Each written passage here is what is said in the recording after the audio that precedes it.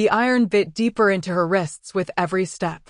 Saraphina didn't know when she'd stopped feeling the cold. Maybe it was somewhere between the third hour of walking and the moment her father had turned his back on her for the last time. Maybe it was when the guards shoved her into the cart like cargo, her knees slamming against splintered wood, her breath catching on a sob she refused to release. The night had swallowed her whole after that. No stars. No moon. Just the suffocating dark and the rattle of chains that sang a lullaby of betrayal. She was 22 years old, and she was being sold. Not married off. Not given away in some honorable treaty. Sold. Like a piece of livestock. Like something disposable. The forest around her was alive with whispers. Trees groaned under the weight of a storm that hadn't yet broken, their branches clawing at the sky like skeletal fingers. The wind carried the scent of wet earth and rot, and somewhere in the distance a wolf howled. Not one of hers. Not anymore. Her pack, the Silver Pine, had cast her out the moment her father signed the treaty. She was no longer their daughter, their sister, their anything. She was a debt. A bargaining chip. A body handed over to the Nightborn pack to buy peace. And everyone knew what the Nightborn did to outsiders. Saraphina stumbled over a root, her bound hands jerking forward, and she barely caught herself before her face hit the mud. The guard behind her didn't slow. He didn't care. None of them did. She forced herself upright, her legs shaking, her lungs burning with every ragged breath. Her dress, once a soft cream, embroidered at the hem with silver thread, was now torn and filthy, clinging to her skin like a second layer of shame. Her hair, dark as midnight, hung in wet tangles around her face, and she could taste blood where she'd bitten her lip to keep from screaming. She wouldn't scream. She wouldn't give them that. But gods, she wanted to. Her father's face flashed in her mind. That moment when he'd looked at her across the council hall, his eyes empty of everything she'd spent her life searching for. Love. Pride. Regret. Anything. He'd signed the treaty without hesitation, his hand steady as he wrote her name on the line that sealed her fate. And when she'd whispered, "Father, please," he hadn't even flinched. "You're doing this for your pack," he'd said, his voice flat, mechanical. "This is your purpose." Purpose. As if being handed over to monsters was some kind of calling. The Nightborn territory loomed ahead, a wall of shadow and stone that seemed to rise from the earth itself. Saraphina could feel it before she saw it, a shift in the air, a heaviness that pressed against her chest and made her wolf whimper inside her. Her wolf, the one part of her that had never been weak, was terrified. And that terrified her more than anything. Because her wolf knew things she didn't. Could sense things she couldn't. And right now it was telling her to run. But there was nowhere to go. The guards stopped at the border, their postures rigid, their eyes scanning the trees. No one spoke. The silence was thick, oppressive, broken only by the sound of her breathing and the distant rumble of thunder. Saraphina lifted her head, forcing herself to look at what lay ahead. The Nightborn border was marked by stone pillars, ancient and covered in carvings she couldn't read. Symbols that glowed faintly in the dark, pulsing like a heartbeat. Beyond them, the forest changed. The trees were taller, darker, their bark twisted and gnarled. The ground was covered in a thick mist that clung to everything, swirling around her ankles like something alive. And the smell, gods, the smell was overwhelming. Pine and smoke and something else. Something primal. Dangerous. She felt it before she saw him. A presence. Heavy. Unyielding. Like the weight of a storm about to break. The guards tensed. One of them, a man with a scar running down his cheek, took a step back, his hand moving to the blade at his hip. Saraphina's heart slammed against her ribs, and she instinctively pulled at her chains, her body screaming at her to move, to fight, to do something. And then the mist parted. He stepped through like he'd been carved from the shadows themselves. Tall. Broad-shouldered. His presence so commanding that the air itself seemed to bend around him. He moved with the kind of grace that only came from absolute certainty in his power, in his dominance, in the fact that nothing in this world could touch him. His hair was dark, almost black, falling just past his jawline, and his eyes, his eyes, were the color of molten gold. They locked onto her with an intensity that stole the breath from her lungs. And for one insane, impossible moment, Saraphina felt like she'd been seen for the first time in her entire life. Not as a pawn, not as a mistake, but as something else. Something she didn't have a name for. The Alpha King didn't speak. He didn't have to. His gaze swept over her, taking in the chains, the torn dress, the blood on her knees, and something flickered across his face. Something dark. Dangerous. And then it was gone, replaced by the cold mask of a ruler who'd seen too much and felt too little. One of the guards stepped forward, bowing his head. Alpha Daemon. As agreed, we deliver. Leave. The word was barely more than a growl, but it cut through the air like a blade. The guard froze, his mouth opening and closing uselessly. Daemon's eyes didn't leave Saraphina. Didn't even blink. Leave, he repeated, his voice lower now, quieter. More dangerous. Before I change my mind about letting you walk away. The guards didn't need to be told twice. They turned and disappeared into the forest, their footsteps fading into nothing, and suddenly Saraphina was alone. Alone with him. With the Alpha King who was supposed to be a monster.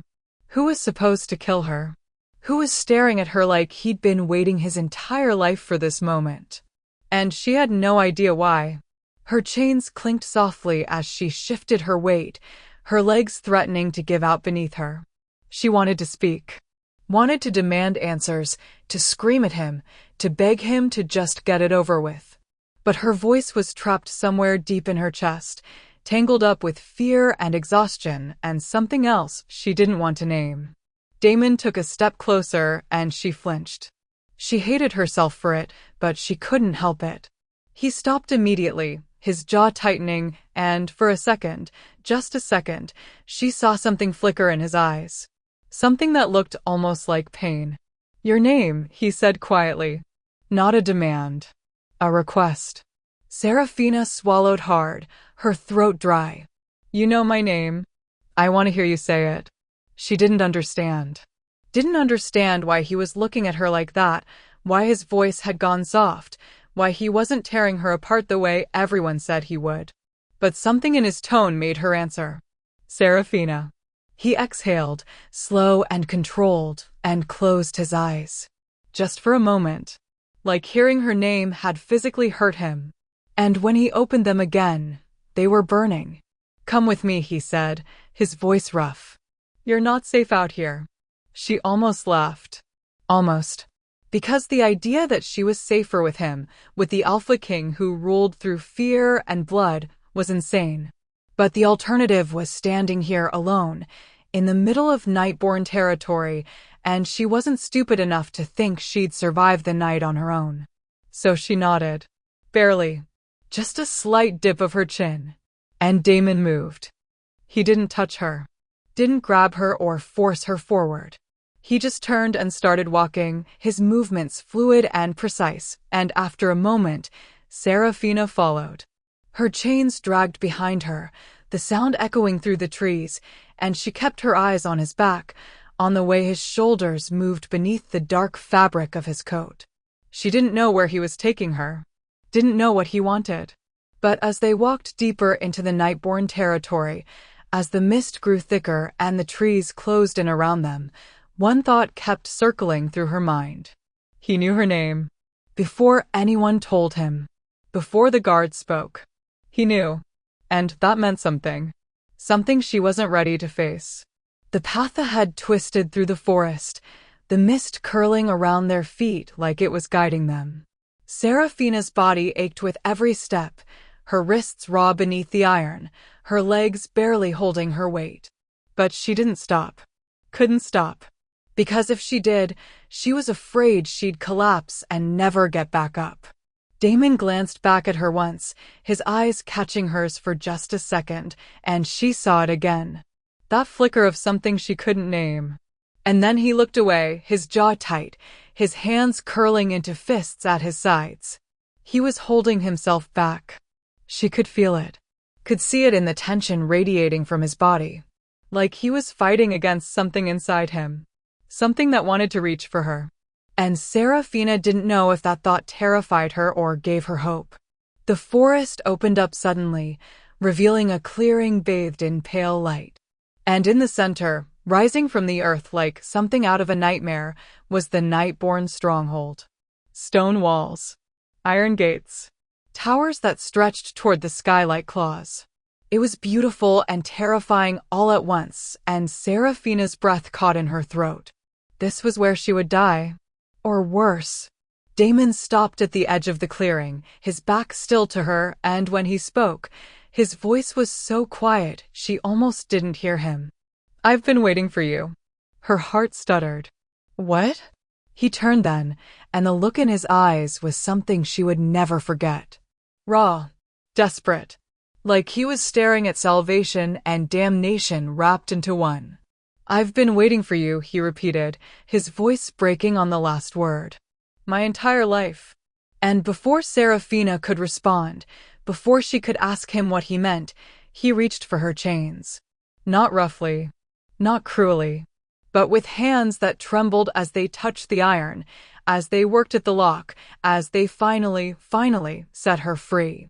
The chains fell to the ground with a heavy thud, and Seraphina gasped, her wrists burning as blood rushed back into her hands. She looked up at him, her eyes wide, her chest heaving, and for the first time since this nightmare began, she felt something other than fear. She felt seen. "Who are you?" she whispered. Damon's jaw tightened, and he stepped back, putting distance between them like it physically hurt him to be close to her. "Someone who should have protected you a long time ago." And then he turned and walked toward the stronghold, leaving her standing there in the mist, her chains at her feet, her heart pounding so hard she thought it might break. Because she didn't know what was worse. That the Alpha King had been waiting for her. Or that some part of her, some deep, terrifying part of her, had been waiting for him too. If you're already hooked, if you feel that pull in your chest, hit subscribe on Shayla's Romance Library. Because this story? It's only just beginning. Seraphina's legs moved before her mind caught up. She followed him because there was nothing else to do. No other choice. No other path. The stronghold loomed ahead, its gates yawning open like the mouth of some ancient beast, and every instinct she had screamed at her to run. But run where? Back to a pack that had sold her? Into a forest filled with wolves who would tear her apart for sport? No. The only way was forward. Through those gates. With him. Damon didn't look back. He walked with purpose, his stride long and measured, and Seraphina found herself watching the way he moved. There was something predatory about it, something that made her wolf stir uneasily inside her. But it wasn't the kind of danger she'd expected. Not the brutal, mindless violence everyone whispered about when they spoke of the Nightborn Alpha King. This was different. Controlled. Like he was holding back something massive, something that could destroy everything around him if he let it loose for even a second. The gates closed behind them with a sound that echoed through her bones, and Seraphina flinched. She was inside now. Inside the Nightborn stronghold. Inside the place where outsiders came to die. The courtyard was empty. No guards. No wolves. Just silence and shadows and the faint glow of torches lining the stone walls. The mist had followed them in, swirling around the cobblestones like it belonged here, and Seraphina wrapped her arms around herself, suddenly aware of how exposed she was. How vulnerable. Damon stopped near a fountain, its water dark and still, and finally turned to face her. And God's, the way he looked at her. Like she was something holy. Something breakable. Something he didn't know whether to protect or destroy. His golden eyes swept over her again, slower this time, taking in every detail. The mud caking her dress. The bruises forming on her knees. The raw, bleeding skin around her wrists where the iron had bitten too deep. His jaw tightened with each observation, and when his gaze finally met hers, there was fury there, cold and barely restrained. "Who did this to you?" His voice was low, dangerous.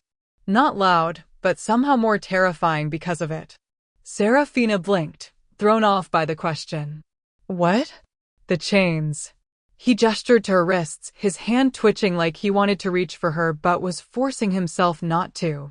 "Who put them on you?" She almost laughed. Almost. Because what did it matter? What difference did it make who had locked the iron around her wrists when her own father had been the one to hand her over? "Does it matter?" she said quietly, her voice hoarse. "I'm here. That's what you wanted, isn't it?" Something flickered across his face, pain, maybe, or regret, and he took a step closer. Saraphina tensed, her body preparing to bolt, but he stopped just outside her reach. Close enough that she could feel the heat radiating off him. Close enough that his scent, pine and smoke and something darker, something that made her head spin, wrapped around her like a physical thing. "It matters to me," he said softly. And the way he said it, with that quiet intensity, made her chest tighten in a way she didn't understand. She didn't know what to say to that. Didn't know how to respond to an alpha king who looked at her like she mattered. Like she was more than just a treaty obligation. So she said nothing. Just stood there, shivering in the cold, her arms wrapped tight around herself. Damon's eyes darkened, and before she could react, he shrugged off his coat, a long, heavy thing made of black wool, and held it out to her. Saraphina stared at it. At him. "What are you doing?" "You're cold." "I'm fine." "You're shaking." She was. She hadn't even realized it. Her whole body was trembling, whether from the cold or the fear or the sheer exhaustion of everything, she didn't know. But she didn't take the coat. Didn't move. Because accepting something from him felt dangerous. Like crossing a line she couldn't uncross. Damon watched her for a long moment, his expression unreadable, and then he did something she didn't expect. He closed the distance between them in 2 strides, and before she could protest, he draped the coat over her shoulders himself. His hands brushed her skin, just barely, just for a second, and the contact sent a jolt through her so strong she gasped. He froze. She froze. And for one impossible moment, they just stood there, staring at each other, the air between them crackling with something she had no name for. Damon pulled his hands back slowly, like it took everything in him to do it, and stepped away. His breathing was uneven, his jaw clenched so tight she could see the muscle jumping beneath his skin. "You need to eat," he said, his voice rough. "And rest. Come." He didn't wait for her to agree. Just turned and started walking again, deeper into the stronghold. And after a moment, after her heart stopped trying to claw its way out of her chest, Saraphina followed. The coat was warm. Too warm. And it smelled like him, which somehow made everything worse. Or better. She didn't know anymore. The inside of the stronghold was nothing like she'd expected. She'd imagined something cold. Brutal. Stone walls stained with blood and bones scattered in corners. But this was different. The halls were lined with dark wood and iron, yes, but there were tapestries on the walls, woven with silver thread that caught the torchlight and shimmered like stars. There were carvings in the stone, intricate and beautiful, depicting wolves and moons and something that looked like a woman with fire in her hands. It was hauntingly beautiful. And it scared her more than the chains had. Because it made Damon Nightborn feel real. Not the monster from the stories. Not the ruthless alpha king who ruled through fear. But a man. A man who lived in a place that felt like a home. A man who had given her his coat without a second thought. A man who looked at her like she was breaking him apart from the inside. They climbed a staircase, narrow and winding, and Saraphina's legs burned with the effort. She was so tired. So goddamn tired. But she forced herself to keep moving, to keep following him, because stopping meant thinking. And thinking meant remembering. And she couldn't afford to remember right now. Damon stopped in front of a heavy wooden door and pushed it open. "This is yours." Saraphina stepped inside cautiously, her eyes widening. It was a room. A real room. Not a cell. Not a cage. There was a bed massive and covered in dark furs, and a fireplace that was already lit, casting warm light across the space. There was a table with food laid out, bread and cheese and meat and fruit, and a basin of water that steamed gently in the corner. She turned to him, her throat tight. "Why?" Damon leaned against the doorframe, his arms crossed over his chest, and for the first time, she saw something other than control in his expression. She saw exhaustion. Bone deep and ancient. "Because you're not a prisoner, Saraphina." "Then what am I?" He looked at her for a long time, his golden eyes searching hers, and when he spoke, his voice was barely more than a whisper. "I don't know yet." The honesty in those words hit her harder than anything else. Because he wasn't lying. Wasn't pretending. He genuinely didn't know what to do with her. And somehow, that made him more dangerous. More real. "You should eat," he said, pushing off the doorframe. "And sleep. We'll talk tomorrow." "Wait." The word left her mouth before she could stop it, and Damon froze, his hand on the door. She didn't know why she'd said it. Didn't know what she wanted from him. But the thought of being alone, of being left in this room with nothing but her thoughts, was suddenly unbearable. He turned back slowly, his eyes locked on hers. "What is it?" Saraphina swallowed hard, her hands twisting in the fabric of his coat. "You said you've been waiting for me. What did you mean?" Damon's expression shuddered, and for a moment, she thought he wouldn't answer. Thought he'd just leave and lock the door behind him. But then he sighed, long and heavy, and ran a hand through his hair. "I've seen you," he said quietly. "In my dreams. Since I was a child. Always the same girl. Always the same face. Always you." Her heart stuttered. "That's not possible." "I know." His voice was raw, stripped of all pretense. "I've spent my entire life trying to convince myself it wasn't real. That you weren't real. And then they brought you to my border," and he stopped, his hands curling into fists. "And now I don't know what to do. Because keeping you here could start a war. And letting you go would." He cut himself off, shaking his head, and Saraphina saw it then. The conflict. The torment. He wasn't the cold, ruthless alpha everyone feared. He was just as lost as she was. "Would what?" she whispered. Damon looked at her, and the raw vulnerability in his eyes made her chest ache. "It would break me." The words hung in the air between them, heavy and impossible, and Saraphina didn't know what to say. Didn't know how to respond to a confession like that. So she just stood there, wrapped in his coat, staring at him like he was a puzzle she couldn't solve. And maybe he was. "Get some rest," Damon said finally, his voice rough. "We'll figure this out. I promise." And then he left, closing the door softly behind him, and Saraphina was alone. She sank onto the edge of the bed, her legs finally giving out, and stared at the fire. At the food on the table. At the door he'd just walked through. And for the first time since her father had sold her, since the guards had dragged her across the border, since her entire life had been ripped apart, she felt something other than fear. She felt hope. Dangerous, terrifying, impossible hope. Because the Alpha King wasn't what she'd expected. He wasn't a monster. He wasn't cruel. He was broken. Just like her. And somehow, that made everything worse. Saraphina didn't sleep. She tried. Gods, she tried. She lay on the bed softer than anything she'd ever felt, like sinking into clouds, and stared at the ceiling until her eyes burned. But every time she closed them, she saw her father's face. That cold, empty expression as he signed her away. The way he'd turned his back while the guards dragged her out of the council hall, her screams echoing off stone walls that had once felt like home. She'd begged him. On her knees, chains already biting into her skin, she'd begged. And he hadn't even looked back. The memory twisted in her chest like a blade, sharp and unforgiving, and she sat up abruptly, her breath coming in short gasps. The fire had burned low, casting dancing shadows across the room, and for a moment, just a moment, she forgot where she was. Forgot about Damon and the Nightborn and the impossible things he'd said to her.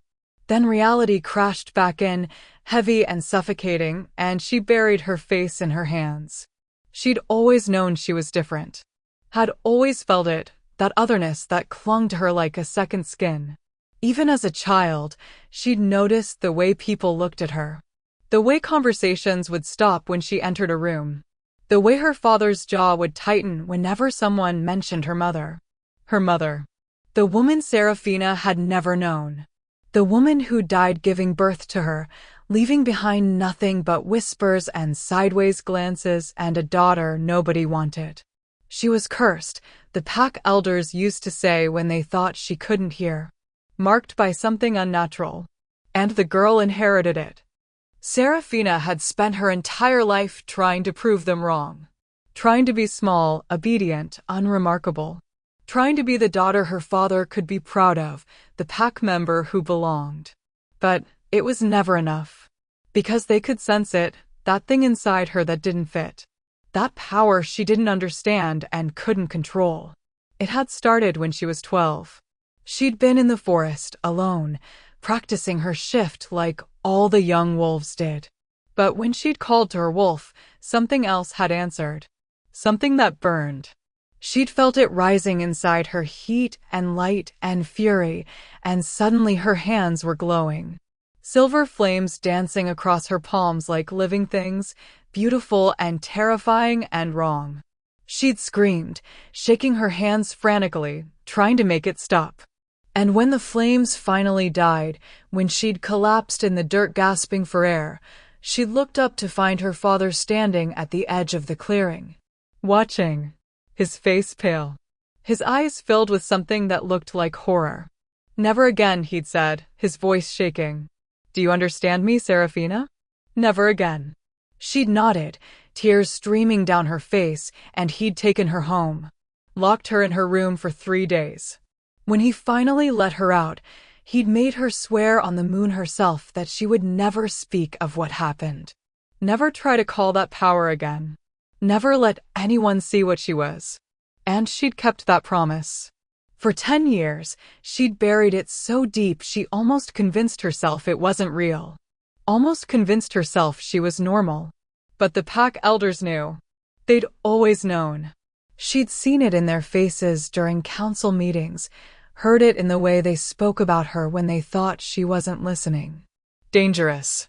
Unnatural. A threat to us all. And when the Nightborn demanded a tribute, when they'd needed someone to send across the border to seal the treaty, her father hadn't hesitated. Because she was expendable. She'd always been expendable. Saraphina stood abruptly, her body moving on instinct, and walked to the window. The glass was cold against her palms as she pressed them to it, staring out at the Nightborn territory below. The mist still clung to everything, thick and impenetrable, and somewhere in the distance, she could hear wolves howling. A sound that should have been comforting but only made her feel more alone. She didn't belong here. Didn't belong anywhere. And yet, Damon's words echoed in her mind, refusing to leave her alone. I've seen you in my dreams. Always you. It didn't make sense. None of this made sense. But the way he looked at her, with that raw desperation in his eyes, like seeing her had broken something fundamental inside him. She felt it too. That pull. That impossible recognition, like some part of her had been waiting for him without even knowing it. And that scared her more than anything else. Because trusting him, trusting anyone, felt like handing them a knife and hoping they wouldn't use it. And Saraphina had been stabbed too many times to be that naive anymore. She pulled away from the window and moved to the basin of water in the corner. It had gone lukewarm, but she didn't care. She peeled off the torn, filthy dress, the last remnant of her old life, and let it fall to the floor. Then she took a cloth and began washing away the mud, the blood, the evidence of everything she'd endured.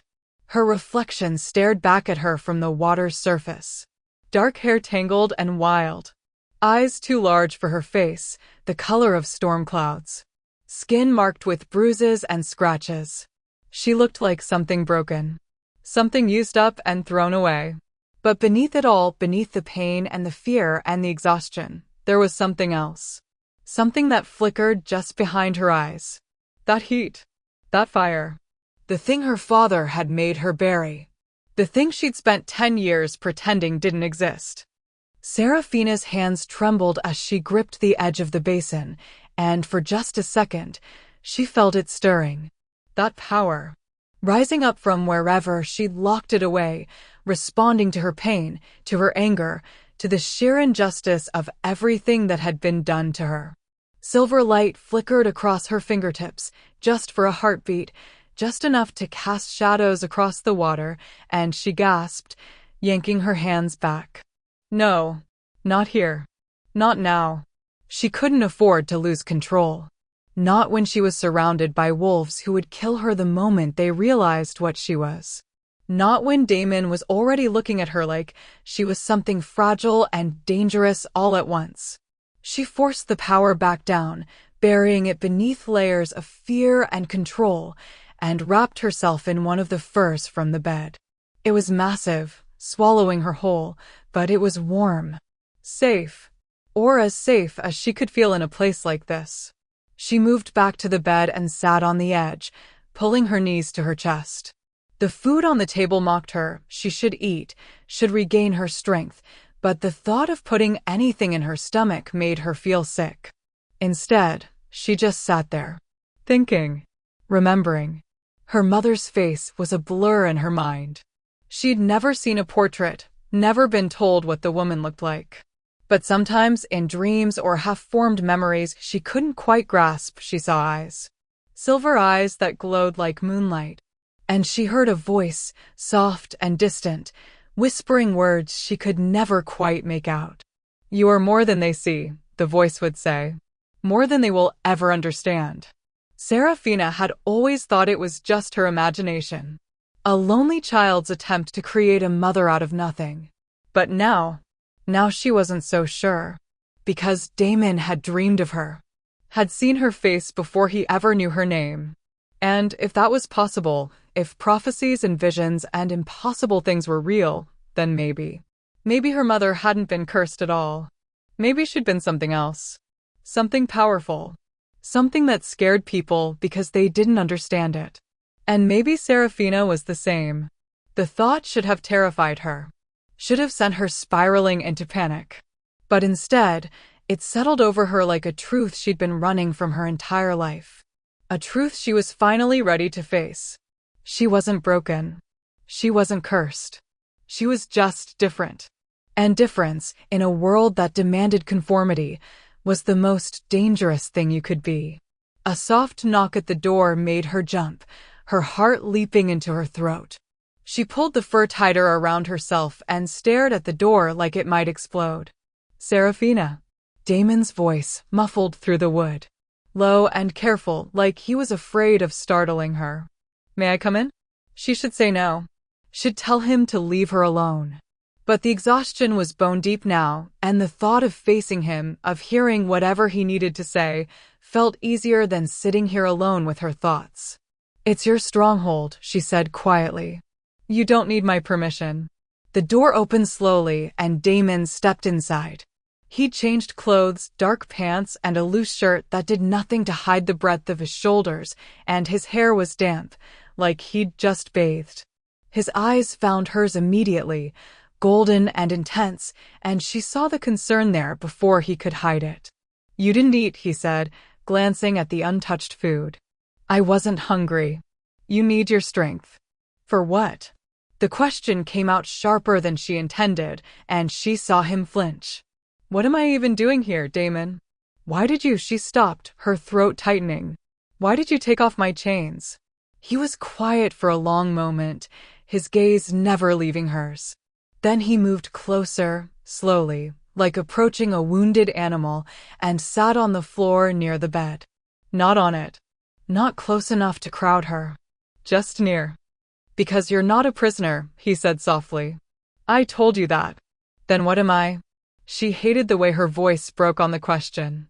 Hated the vulnerability in it. But she needed to know. Needed to understand what he saw when he looked at her. Damon's jaw tightened, and he looked away, staring into the dying fire. The prophecy, he said finally. The one I mentioned. It's been in my family for generations. Passed down from alpha to alpha. It says that one day, the moon will send a wolf marked by silver flame. That shall be the key to either our salvation or our destruction. Saraphina's blood went cold. Silver flame. The exact words the elders had used to describe what she was. And you think that's me, she whispered. I know it's you. He looked at her then, and the certainty in his eyes was absolute. I've known since the moment I saw you. Since I scented you. He stopped, his hands curling into fists. You're what the prophecy warned me about. What I've been preparing for my entire life. Her heart was pounding so hard she thought it might shatter. Then why am I still alive? If I'm supposed to destroy you, why didn't you just? Because I can't. The words tore out of him, raw and broken. I've tried. Gods, I've tried. But every time I think about it, every time I imagine, he stopped, shaking his head. I can't lose you. Not when I've just found you. Saraphina stared at him, her mind racing. This didn't make sense. None of this made sense. But the pain in his voice was real. The desperation was real. And some part of her, some deep, terrifying part of her, believed him. What do you want from me? She asked, her voice barely audible. Damon looked at her, and the vulnerability in his expression made her chest ache. I don't know, he admitted. I just know I can't let you go. The words hung between them, heavy and impossible, and Saraphina didn't know whether to feel trapped or something else entirely. Morning came with a knock that felt too gentle for a place like this. Saraphina had finally fallen asleep sometime before dawn, her body giving out despite her mind's protests. She woke disoriented, tangled in furs that smelled like pine and smoke, her heart racing from dreams she couldn't quite remember. Dreams of silver light and golden eyes and a voice calling her name from somewhere far away. The knock came again, and she pushed herself upright, her muscles protesting every movement. Come in. But it wasn't Damon who entered. It was a woman older, maybe in her 50s, with silver-streaked dark hair braided down her back and eyes the color of moss. She carried a tray of food and moved with the kind of quiet grace that spoke of years spent in service. But there was something in her gaze, something knowing, that made Saraphina instinctively pull the furs tighter around herself. Good morning, child. The woman's voice was warm, almost maternal, and it made something in Saraphina's chest twist painfully. I'm Marin. The Alpha asked me to see to your needs. Saraphina watched her set the tray on the table, fresh bread, honey, fruit, tea that steamed gently in the cold morning air. Her stomach growled traitorously, and Marin smiled. You should eat, she said gently. You'll need your strength for today. Why? Saraphina's voice was rough from sleep. What's today? Marin's expression shifted, becoming more serious. The Alpha is taking you to the moon well. He didn't tell you. Saraphina shook her head, her pulse quickening. What's the moon well? A sacred place. Marin moved to the window, pulling back the heavy curtains to let pale morning light spill into the room. Ancient. Older than the packs, older than the territories. It's where the moon speaks to those she's marked.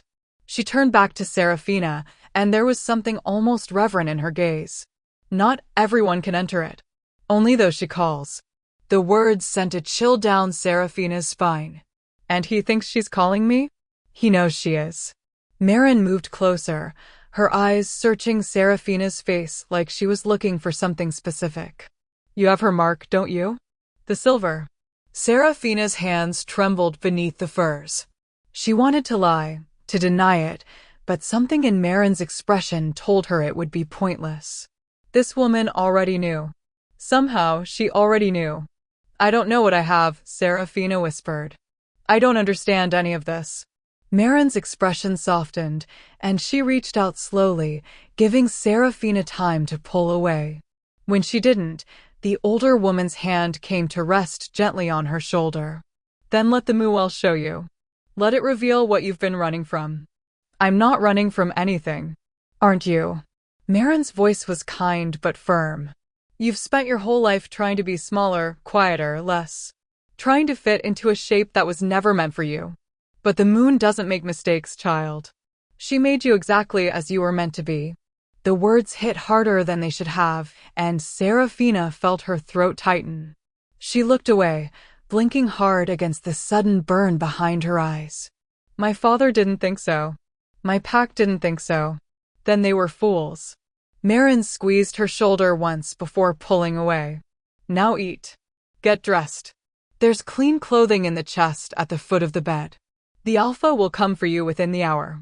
She moved toward the door, but Saraphina's voice stopped her. Marin? Why is he doing this? Why does he? She struggled to find the words. Why does he care? Marin looked back at her, and the sadness in her eyes was profound. Because he's been alone his entire life, child. Waiting for something he couldn't name. And now you're here, and he finally understands what he was waiting for. She paused. The question isn't why he cares. It's whether you're brave enough to care back. Then she was gone, the door closing softly behind her, and Saraphina was left alone with those words echoing in her mind. The clothing in the chest was nothing like what she'd worn in Silverpine.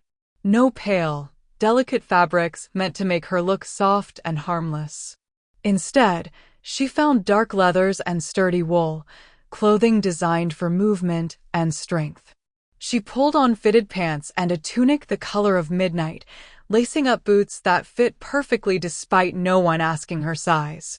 When she looked at herself in the small mirror above the basin, she barely recognized the girl staring back. She looked dangerous, capable, like someone who could fight back, like someone who belonged in a place like this. The thought should have terrified her. Instead, it felt like relief. The knock came exactly when Marin said it would, and Saraphina opened the door to find Damon waiting. He'd changed too, wearing traveling clothes, his sword strapped to his back, his hair tied away from his face. But it was his eyes that caught her. The way they swept over her, taking in every detail, and the way something flickered there. Something that looked almost like pride. You look, he stopped himself, his jaw tightening. Are you ready? She wasn't. Not even close. But she nodded anyway, because what else was there to do?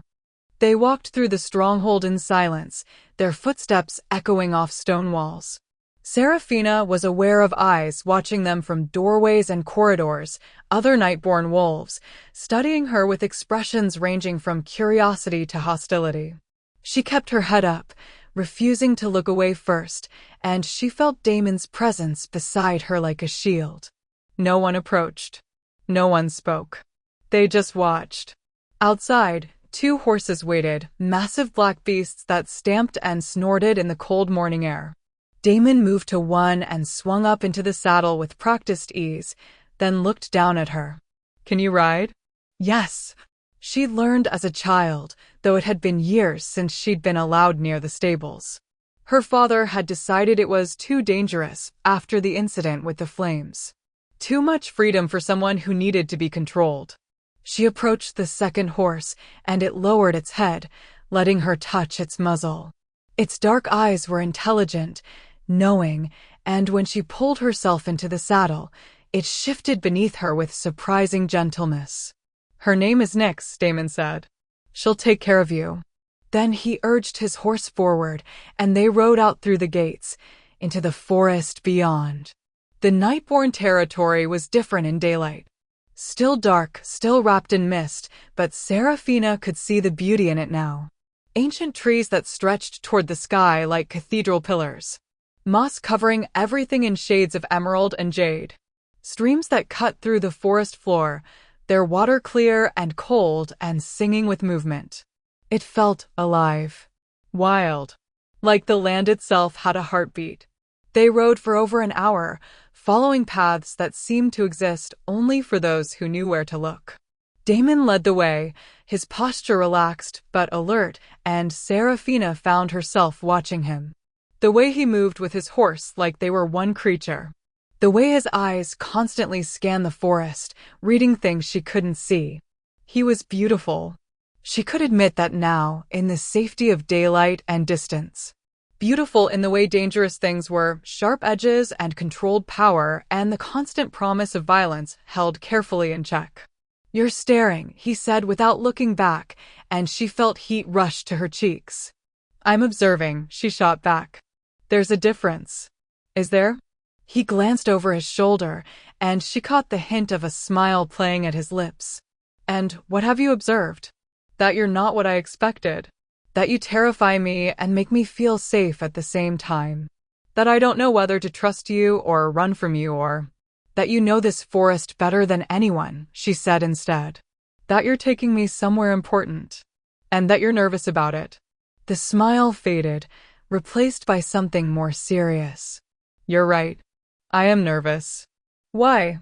He was quiet for a long moment, his gaze fixed on the path ahead. "Because the moonwell shows truth. And I'm not sure either of us is ready for what it might reveal." Before Saraphina could respond, the forest opened up. She gasped. They'd entered a clearing unlike anything she'd ever seen. The trees formed a perfect circle around the space, their branches intertwining overhead to create a natural cathedral. In the center was a pool, not large, maybe 20 feet across, and its water glowed. Actually glowed, with a soft silver light that pulsed like a heartbeat. But it was the stones that made her breath catch. They surrounded the pool in a perfect ring, 7 massive standing stones, each easily 12 feet tall, covered in carvings that seemed to shift and move in the light. Symbols she didn't recognize. Languages she'd never seen. And at the top of each stone, a different phase of the moon, carved so precisely it looked like the real thing. "What is this place?" Saraphina whispered, sliding down from her horse. Her legs felt weak, and the air itself felt different here. Charged. Like standing in the moment before lightning strikes. "The moonwell." Damon dismounted and moved to stand beside her, his voice low and reverent. "It's been here since before the first pack. Before wolves learned to take human form. Some say the moon herself created it, that she carved these stones with her own hands and filled this pool with her light." Saraphina took a step closer, drawn by something she couldn't explain. The glow from the water seemed to pulse in rhythm with her heartbeat, and she could feel it, that pull, that recognition, like the pool was calling to her specifically. "What do I do?" she asked. "Touch the water." Damon's voice was tight with tension. "And listen." She moved forward slowly, her boots sinking into soft moss. The standing stones towered above her, ancient and imposing, and she could feel their weight. Their history. How many others had stood here over the centuries? How many had heard the moon speak? She knelt at the edge of the pool, her hands trembling, and reached out. The moment her fingers broke the surface, the world exploded. Light erupted from the water, silver and blinding, and Saraphina screamed. Not in pain, in shock, in overwhelming sensation. Images flooded her mind faster than she could process them. A woman with silver eyes, her mother, standing in this exact spot, her hands raised to the sky, silver flames dancing around her like living things. A voice, ancient and feminine and infinite, speaking words in a language Saraphina had never learned but somehow understood. "Child of moon and flame. Daughter of the marked bloodline. You carry what was lost. What was hidden. What must be awakened." The vision shifted. She saw herself, but not as she was now. Older. Stronger. Standing between 2 armies with silver fire erupting from her palms, her eyes glowing like stars. Wolves bowing before her. A crown of moonlight resting on her head. Then darkness. Destruction. The same fire consuming everything. Wolves screaming. Blood soaking the earth. And Damon on his knees, his golden eyes filled with betrayal and grief as she... "No." Saraphina yanked her hand back, gasping, and the vision shattered. She fell backward, her body shaking uncontrollably, and strong hands caught her before she hit the ground. "Saraphina." Damon's voice, rough with panic. "Breathe. Just breathe." She couldn't. She couldn't breathe, couldn't think, couldn't process what she'd just seen. The images were burned into her mind, salvation and destruction, power and death, all wrapped up in her skin. I'm going to destroy everything, she choked out. That's what it showed me. That's what I am. No, Damon pulled her against his chest, his arms wrapping around her like he could hold her together through sheer will. That's not all you are. It's not all you'll be. You saw it too. She looked up at him, tears streaming down her face. The prophecy. You saw what I become. His jaw was tight, his eyes burning with something fierce. I saw possibilities. Multiple futures. And yes, one of them ends in fire. But another, his voice broke. Another ends with you saving us all. How do you know which one is real? Because I get to choose. He cupped her face in his hands, forcing her to meet his gaze. We get to choose. The moon showed you what could be, not what must be. And I swear to you, Saraphina, I will stand beside you. I will fight for you. I will die before I let you become the nightmare they fear. The conviction in his voice was absolute, and Saraphina felt something crack open inside her. Something that had been locked away for so long she'd forgotten it existed. Hope. Terrifying, dangerous hope. Why? She whispered. Why would you do that for me? Damon's thumb brushed away her tears, and the tenderness in the gesture nearly broke her.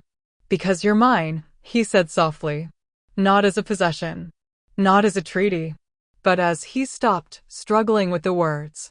As the other half of my soul. What I am, she said quietly, is standing right here. If you have something to say about me, say it to my face. Theron's eyes narrowed. Bold words for someone who was delivered to us in chains less than 2 days ago. Tell me, girl, does your father know what kind of monster he sold to us? Or was he just grateful to be rid of you? The words hit like a physical blow, and Saraphina felt something hot and angry flare in her chest. Silver light flickered across her palms, and she clenched her fists, forcing it down. She wouldn't give him the satisfaction. Wouldn't prove his accusations right. Enough. Damon's voice cut through the air like a blade, and the temperature seemed to drop 10 degrees. He moved to stand between Saraphina and Theron, his body a wall of barely controlled fury. You will show her respect, councilman. Or you will find yourself removed from your position. Respect? Theron laughed, but there was no humor in it. For the prophecy child? The one who will either save us or destroy us. Forgive me, Alpha, but I'm not willing to gamble my pack's survival on a coin toss. Murmurs of agreement rippled through the crowd, and Saraphina felt her stomach drop. This was worse than she'd thought. They didn't just fear her, they'd already decided she was a threat. The Muel confirmed what she is, Damon said, his voice dangerously low. She is moon-marked. Chosen. And she is under my protection. Your protection? Another voice rose from the crowd, a woman this time, older, with silver hair braided in intricate patterns. Or your obsession. We've all heard the stories, Damon. About your dreams. About how you've been searching for her since you were a boy. But dreams don't make destiny, and they certainly don't excuse bringing danger directly into our home. Councilwoman Astrid. She carries silver flame, Astrid continued, stepping forward. Her eyes locked onto Saraphina with an intensity that made her skin crawl. The same power that nearly destroyed the old Pax 3 centuries ago. The same power that burned entire territories to ash and left nothing but corpses in its wake. And you expect us to welcome her with open arms? Saraphina's breath caught. 3 centuries ago? She knew nothing about that. Her father had never spoken of it, and the pack histories had been carefully edited to remove anything too dangerous. But the way Astrid spoke, the fear in her voice, made it clear this wasn't just legend. It was history. And history had a way of repeating itself. I'm not, Saraphina started, but Theron cut her off. Not what? Not dangerous? Not a threat. He addressed the crowd now, his voice rising with practiced rhetoric. She's been here less than 2 days, and already the Alpha is compromised. Already he's choosing her over the pack that has served him faithfully for years. What happens when she loses control? When that power burns through her restraint and turns on us? That won't happen, Damon growled. You can't promise that. Astrid's voice was softer now, almost pleading.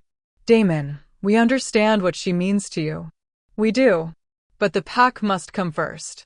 It always comes first. And right now, she is a risk we cannot afford. The crowd was growing restless, voices rising in agreement. Saraphina could feel it building, the anger, the fear, the collective decision being made. They were going to demand she leave. Or worse. What would you have me do? Damon's voice was quiet, but there was something deadly in it. Send her away? Let her be hunted by whatever pack finds her next? Or perhaps you'd prefer I kill her myself? Is that what you're asking? The silence that followed was deafening. Astrid's expression flickered with something that might have been guilt. We're asking you to choose. Your mate bond or your pack. Your destiny or your duty. They're the same thing, Damon said through gritted teeth. Can't you see that? The prophecy doesn't just involve her, it involves all of us. Sending her away won't save us. It will damn us. Or keeping her will. Theron's voice was cold, final. The council has made its decision. She leaves by nightfall, or we will remove her ourselves. The threat hung in the air, ugly and unmistakable. Saraphina felt her heart hammering against her ribs, felt the silver power stirring inside her, responding to the danger. She could fight. Could unleash what the Moonwell had shown her and prove exactly how dangerous she really was. But that would only make things worse. No. Everyone turned to stare at her. She stepped forward, moving out from behind Damon's protective stance, and met the council's gaze head-on. You want me to leave? Fine. I'll leave. Her voice was steady despite the fear coursing through her. I won't be the reason this pack tears itself apart. I won't be the reason Damon loses everything he's built. Saraphina, Damon's hand caught her arm, his eyes wide with something close to panic. Don't do this. She looked at him, and gods, it hurt. Hurt more than anything her father had done, more than the chains, more than the years of rejection. Because in Damon's eyes, she saw everything she'd wanted her entire life. Acceptance. Protection. Home. And she was walking away from it. I have to, she whispered. You know I do. If I stay, they'll never trust you again. They'll never follow you. And I won't be the thing that destroys you. You're not destroying me. His grip tightened, desperate. You're saving me. Can't you see that? Then let me save you by leaving. She pulled free of his grasp and turned to face the council. I'll be gone within the hour. You have my word. Theron nodded, satisfaction clear on his face. Astrid looked away, shame written in the lines of her expression. And the crowd just watched, silent and judging, as Saraphina walked back toward the stronghold. Every step felt like tearing away a piece of herself. The bond between her and Damon screamed in protest, pulling taut like a string about to snap. She could feel him behind her, could sense his rage and his pain and his helplessness. But she didn't look back. She couldn't. Saraphina was halfway to her room when the explosion hit. The ground shook violently, throwing her against the wall. She heard screams from outside, the clash of metal, the roar of wolves shifting. Her heart seized. An attack. She ran to the nearest window and looked out, her blood turning to ice. The courtyard was chaos. Wolves in unfamiliar colors, not Nightborn black, but the silver gray of Silverpine poured through the gates. Her father's wolves. They moved with military precision, weapons drawn, and at their center. Her father. Alpha Kirin of Silverpine, his face twisted with fury, his sword already stained red. Where is she? His voice boomed across the courtyard, silencing the chaos. Where is my daughter? No. No. Saraphina's mind raced. This wasn't possible. The treaty, he'd signed the treaty. He'd given her to the Nightborn willingly. Why would he attack now? Unless he'd never intended to honor the treaty at all. She'd been bait. A way to get inside Nightborn territory, to weaken their defenses by making them believe peace was possible. And now he was here to finish what he'd started. Damon shifted in the center of the courtyard, a massive black wolf, larger than any she'd ever seen, and launched himself at Kieran. They collided with devastating force, teeth and claws and fury. Blood sprayed across the stones. And Saraphina knew, with horrible certainty, that this was her fault. All of it. The attack, the violence, the betrayal. Because she existed. Because she carried power that made people afraid. Because she'd been foolish enough to think she could escape her father's machinations. She had to stop this. Had to end it before more people died because of her. The silver power surged inside her, responding to her desperation, her rage, her grief. She felt it building, felt it burning through her restraint, and for the first time in her life, she didn't try to stop it. Saraphina threw open the window and leaped, her body moving on instinct. She hit the ground in a crouch, and when she stood, silver flames erupted from her palms. Every wolf in the courtyard froze. The flames danced around her like living things, beautiful and terrible, casting harsh shadows across blood-stained stones. She felt power coursing through her veins, felt the Manuel's blessing singing in her bones, and when she spoke, her voice carried across the courtyard with unnatural clarity. Enough. Kieran stared at her, his expression shifting from shock to fury to something that looked almost like fear. Saraphina, you used me. Her voice shook with rage. You sold me to start a war. To weaken them from the inside. That was your plan all along, wasn't it? He didn't deny it. Didn't even try. You're my daughter. You were always meant to serve the pack. I'm not your daughter. The flames grew brighter, hotter. I stopped being your daughter the moment you put me in chains. Damon shifted back to human form, blood streaming from a gash across his chest. He moved toward her slowly, carefully. Saraphina, listen to me. You need to control it. Why? She looked at him, and she knew her eyes were glowing. Could feel it. So they can fear me quietly? So I can be a weapon they can use when it's convenient and lock away when it's not. That's not what I'm done being what other people need me to be. The flames spread, crawling up her arms, and she felt something shift inside her. Something fundamental. I'm done hiding. The silver fire exploded outward in a wave, and everyone, Nightborn and Silverpine alike, stumbled back. The standing stones in the distance pulsed in response, their light visible even from here. The earth trembled. And Saraphina felt, for the first time in her life, completely free. Terrifying. Powerful. Unstoppable. And utterly, devastatingly alone. The flames died as quickly as they'd come. Saraphina collapsed to her knees, gasping, her body shaking from the sheer force of what she'd just unleashed. The silver light faded from her palms, leaving behind only the faint scent of ozone and smoke.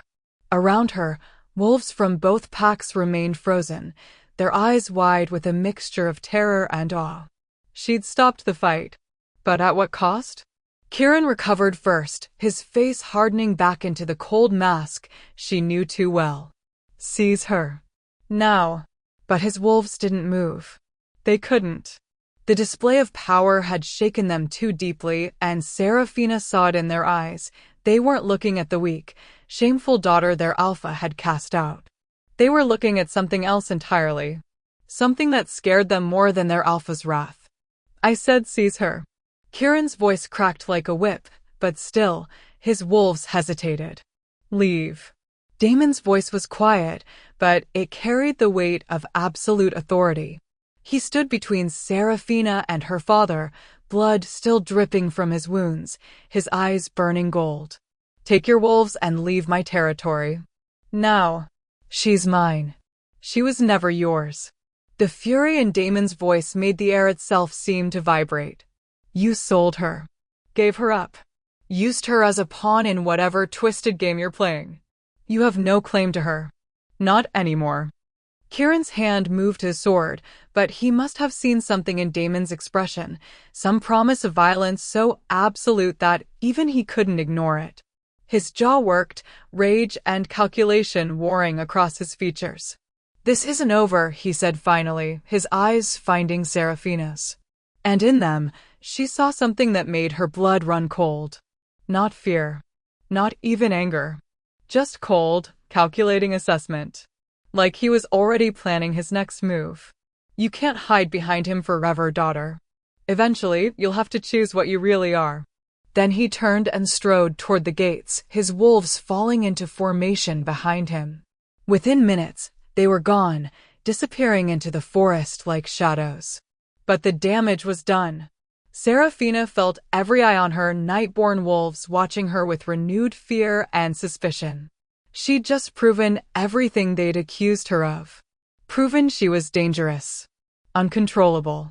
Exactly the threat they'd said she was. She tried to stand, but her legs wouldn't support her weight. The power drain had been too much, too fast, and darkness crept at the edges of her vision. Strong arms caught her before she hit the ground. "I've got you." Damon's voice, rough and close. "Just hold on." "They'll never accept me now," she whispered, her words slurring. "I proved them right. You saved them." He lifted her effortlessly, cradling her against his chest. Whether they're smart enough to see it or not. The last thing she heard before consciousness slipped away was his heartbeat, steady and strong beneath her ear. A rhythm that somehow felt like home. When Saraphina woke, the sun was setting. She was back in her room, she realized with a strange jolt. Not a cell or a prison, but the space Damon had given her that first night. The fire burned low in the hearth, casting dancing shadows across the walls, and someone had changed her clothes while she slept. The fighting leathers were gone, replaced by a soft shirt and loose pants that smelled like pine and smoke. That smelled like him. She sat up slowly, her body aching but functional. The exhaustion that had dragged her under was gone, replaced by a hollow feeling she couldn't quite name. Like she'd burned away more than just power. Like she'd burned away the last illusion that she could ever truly belong anywhere. A sound from the corner made her jump. Damon sat in a chair near the window, half hidden in shadow. He'd cleaned the blood from his wounds, but she could see the fresh scars already forming, pale lines across his chest and arms where her father's claws had torn through skin. He was watching her with an intensity that made her breath catch. "How long was I out?" she asked, her voice hoarse. 6 hours. He didn't move from the chair, but his hands gripped the armrests like he was physically restraining himself from coming closer. "Marin checked you. Said you'd be fine, just depleted." Saraphina wrapped her arms around herself, suddenly cold despite the fire. "Your council must be thrilled. I gave them exactly what they wanted, proof that I'm too dangerous to keep around. My counsel can go to hell." The vehemence in his voice startled her, and she looked up to find him staring at her with something fierce and uncompromising in his eyes. "You saved lives today, Saraphina. Stopped a massacre before it could begin." If they're too blind to see that, he cut himself off, jaw clenching. "I'm done letting them dictate who stays in my territory and who doesn't. Even if it costs you their loyalty?" Even then. He stood finally, moving toward her with slow, deliberate steps. "Do you know what the alternative was? If you hadn't stopped that fight? Dozens dead. Maybe more. Your father was prepared for a bloodbath, I saw it in his eyes. He wanted us weakened, wanted to prove the Nightborn were vulnerable. And you prevented that. By terrifying everyone. By showing them your strength." He stopped at the edge of the bed, close enough that she could feel the heat radiating from him. "There's a difference." Saraphina shook her head, tears burning behind her eyes. "You don't understand. My whole life, I've been trying to be less. Smaller. Quieter. Trying to make people comfortable enough to accept me. And today her voice broke. Today I was everything they said I was. Everything they feared. Good." The word was so unexpected that she could only stare at him. Damon knelt down, bringing himself to eye level with her. His hands came up slowly, giving her time to pull away, and when she didn't, he cupped her face gently. His thumbs brushed across her cheekbones, and the tenderness of the gesture nearly undid her. "Listen to me," he said quietly. "I've spent my entire life watching you in my dreams, seeing you strong and powerful and absolutely breathtaking in your fury. And every time I woke up, I felt this ache. This certainty that when I finally found you, you'd be everything the prophecy promised. Everything the moon intended. And if that means destruction," she whispered, "if that's all I'm capable of, then we'll burn together." His voice was steady, certain. "But I don't believe that. You want to know what I saw today? When you stopped that fight?" She nodded, unable to speak. "I saw you choose. Not power for its own sake. Not violence or revenge or any of the things they accused you of. I saw you choose to protect. To stop bloodshed even though both sides had given you every reason to let them tear each other apart. That's not destruction, Saraphina. That's strength." A tear slipped down her cheek, and he caught it with his thumb. "I don't know how to be that person. I don't know how to be powerful without being dangerous. Then let me teach you." He leaned forward, his forehead resting against hers. "Let me help you understand what you are, what we can be together." The bond between them hummed with the closeness, and Saraphina felt it pulling taut. Felt the way their breathing synchronized, the way her heartbeat seemed to match his. It would be so easy to just give in, to trust him, to believe that maybe, just maybe, she didn't have to face this alone. But trust was terrifying. Trust meant being vulnerable. And vulnerability had only ever brought her pain. "What if I hurt you?" The question came out small, broken. "What if I lose control and you won't? You don't know that. I do." His hands tightened slightly, holding her gaze captive. "Because I see you, Saraphina. All of you. The power and the fear and the incredible heart that beats beneath both. And I trust you. Even if you don't trust yourself yet." The words cracked something open inside her, and suddenly she was crying in earnest.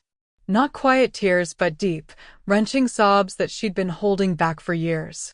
For every rejection, every disappointment, every moment she'd felt like she was too much and not enough all at once.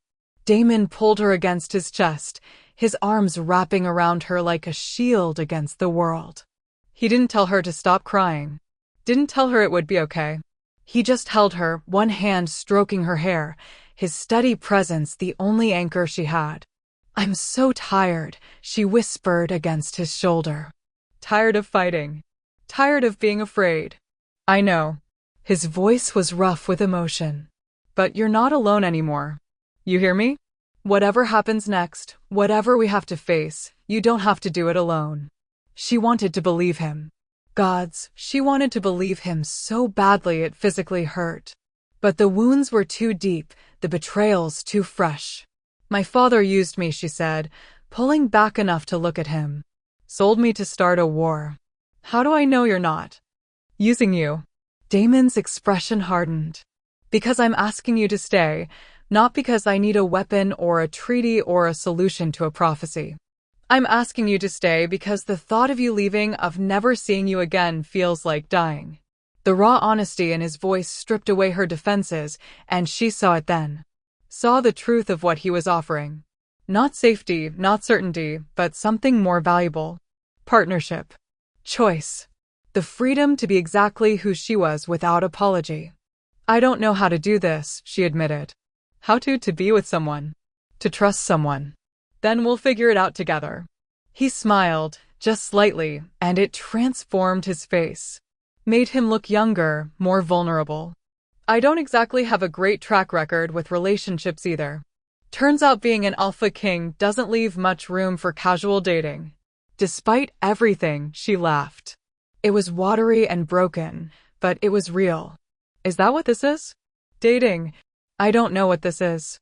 His hand came up to tuck a strand of hair behind her ear, the gesture achingly intimate.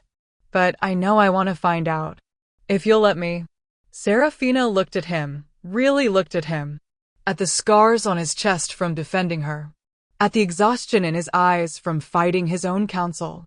At the way he held himself carefully, giving her space even though she could feel how badly he wanted to close the distance between them. He'd already chosen her. Over his counsel, over political safety, over the easy path. Now she had to choose whether to choose him back. Okay, she whispered. Okay. Relief flooded his expression, so profound it made her chest ache. Okay. Teach me. Help me understand this power. Help me, she took a shaky breath. Help me be brave enough to trust you. Damon's smile was brilliant, devastating. I can do that. He stood, pulling her up with him, and for a moment they just stood there. Close enough to kiss, but not quite touching. The air between them crackling with possibility. We should eat, he said finally, though he didn't move. You need to regain your strength. Damon. Yes. Thank you. The words felt inadequate for what she meant. For him standing between her and her father. For him believing in her when no one else did. For him seeing her as something other than a weapon or a mistake. For everything. His hand found hers, fingers intertwining. You don't have to thank me for treating you the way you deserve to be treated. And as he led her toward the door, toward food and firelight and the beginning of something she didn't have a name for yet, Saraphina felt that dangerous hope flaring back to life. Maybe she couldn't trust herself yet. But maybe, just maybe, she could trust him. And that would have to be enough. They ate in a small dining room off the main hall, just the two of them. Marin had prepared a feast, roasted meat and fresh bread and vegetables that still steamed, and despite her earlier certainty that she couldn't eat, Saraphina found herself ravenous. Damon watched her with barely concealed amusement. Slow down. The food isn't going anywhere. She flushed, but didn't stop eating. I haven't had a real meal, and she paused, counting. 3 days. Maybe 4. His expression darkened. Your pack didn't feed you before. Before handing me over? She shrugged, trying for casual and failing. Why waste resources on someone who wasn't staying? The muscle in his jaw jumped, and she could see him fighting back anger. Not at her. Never at her. But at the people who'd treated her as disposable. That changes now, he said quietly. You eat when you're hungry. You rest when you're tired. You ask for what you need, and it will be provided. No questions. No conditions. The certainty in his voice made something warm unfurl in her chest. Is that an alpha command? It's a promise. They ate in comfortable silence for a while, and Saraphina found herself studying him. The way firelight caught in his dark hair. The slight furrow between his brows when he was thinking. The unconscious grace in every movement, even something as simple as reaching for bread. What? He asked, catching her staring. You're different than I expected. Different how? Less terrifying? The stories about you, about the Nightborn Alpha, they made you sound like a monster. He smiled, but there was no humor in it. Maybe I am. To my enemies. But not to me. Never to you. The intensity in his eyes made her breath catch. Never to you, Saraphina. The way he said her name, like it was something precious, something worth savoring, made her feel seen in a way she never had before. Like he wasn't just looking at her surface, but at everything beneath. All the broken, messy, complicated parts she'd spent years trying to hide. And he wasn't running. Tell me about the dreams, she said softly. You said you've been seeing me since you were a child. What was I doing? In them. Damon set down his fork, his expression becoming distant. Remembering. Different things. Sometimes you were running through the forest, and I'd chase you but never catch up. Sometimes you were standing in a clearing full of silver light, and I couldn't reach you no matter how hard I tried. And sometimes, he stopped, his voice roughening. Sometimes you were dying, and I couldn't save you. Her heart clenched. That sounds awful. It was. But the worst part was waking up. Because you'd be gone, and I'd have this emptiness. Like I'd lost something I'd never actually had. He looked at her, and the vulnerability in his eyes was staggering. I spent years trying to forget. Trying to convince myself the dreams didn't mean anything. That you weren't real. And now?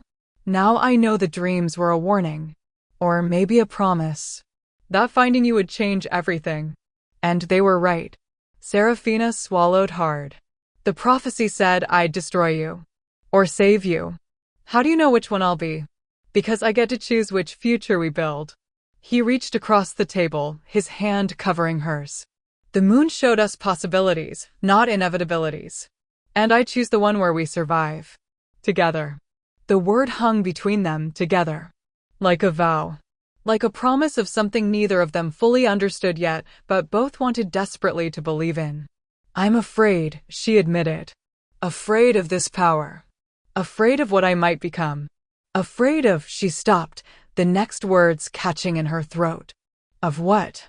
Of wanting this too much. Of letting myself believe in you, and then she couldn't finish. Couldn't voice the fear that he'd abandon her like everyone else had. But Damon seemed to understand anyway. He stood, moving around the table until he was kneeling beside her chair. His hands came up to frame her face, forcing her to meet his eyes. I'm not going anywhere, he said fiercely. I don't care what the council says. I don't care what your father does. I don't care if the entire world tries to tear us apart. You're mine, Saraphina. And I protect what's mine. Even if it costs you everything? Especially then. And before she could second-guess herself, before fear could stop her, Saraphina leaned forward and kissed him. It was tentative at first, barely more than a brush of lips. But then Damon made a sound low in his throat, something between a groan and a sigh, and pulled her closer. His mouth moved against hers with desperate intensity, like he'd been starving for this and finally had permission to take. Saraphina melted into him, her hands fisting in his shirt, and felt the bond between them ignite.